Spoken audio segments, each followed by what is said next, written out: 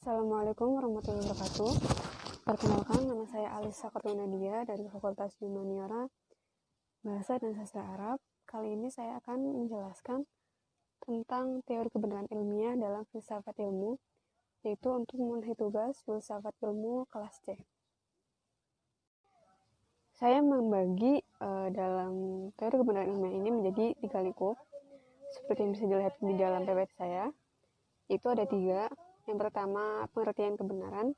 Yang kedua, macam-macam teori kebenaran. Dan yang ketiga, sifat dasar dari kebenaran ilmiah.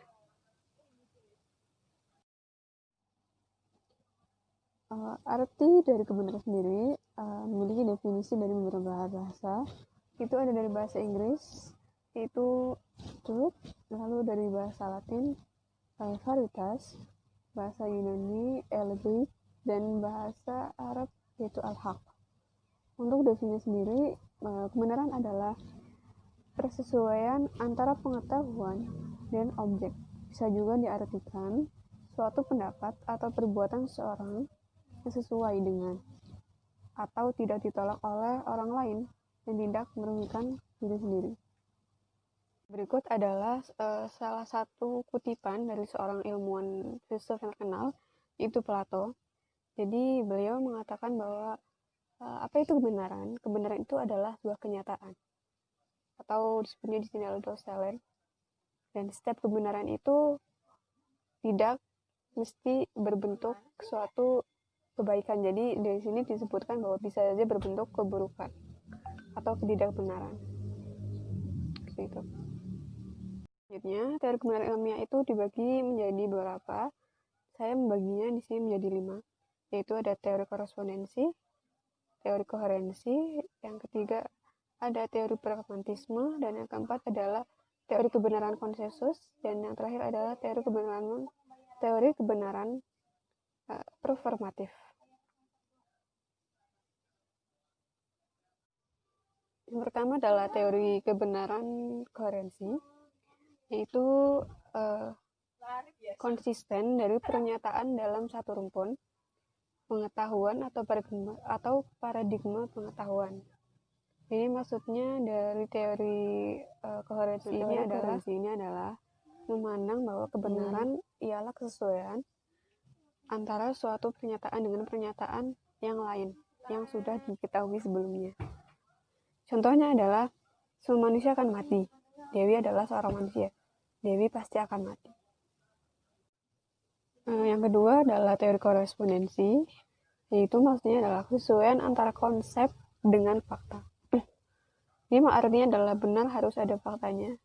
Ini maksudnya suatu hal dikatakan benar jika suatu teori atau suatu hal tersebut memiliki fakta-fakta di dalamnya. Fakta-fakta itu adalah fakta yang benar. Yang ketiga adalah teori pragmatisme, yaitu benar tidaknya ada pada nilai kebermanfaatannya. Maksudnya adalah suatu teori, suatu hal bisa dinyatakan benar jika suatu hal itu memiliki suatu nilai yang bermanfaat atau bermanfaatan. Jadi pragmatisme sendiri adalah suatu aliran yang mengajarkan bahwa yang benar ialah apa yang membuktikan dirinya sebagai benar dengan perantaraan akibat-akibatnya yang bermanfaat secara praktis. Jadi secara gampangannya itu suatu hal itu dari bisa dibeli nilai benar itu dari nilai kebermanfaatannya. Lalu yang selanjutnya yaitu adalah teori kebenaran performatif atau performance theory. Ini adalah kebenaran itu pada pemilik otoritas.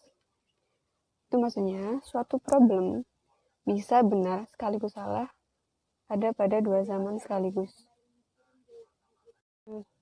Yang selanjutnya adalah teori kebenaran konsensus. Jadi teori kebenaran konsensus ini adalah suatu teori dinyatakan benar jika teori itu berdasarkan pada paradigma atau perspektif tertentu. Nah, maksudnya adalah ada komunitas atau ilmuwan yang mengakui atau mendukung paradigma tersebut. Jadi ada suatu ilmuwan atau komunitas yang menganggap bahwa hal itu benar dan menunjukkan fakta-faktanya. Seperti itu. Dan yang terakhir adalah sifat dasar dari kebenaran ilmiah.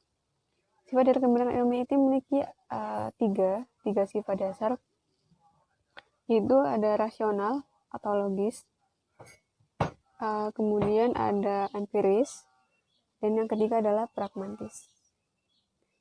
Rasional atau logis, ini sudah mudah dipahami ya, maksudnya dari rasional, jadi berdasarkan kesimpulan yang logis, dan rasional dari proposisi atau premis-premis tertentu.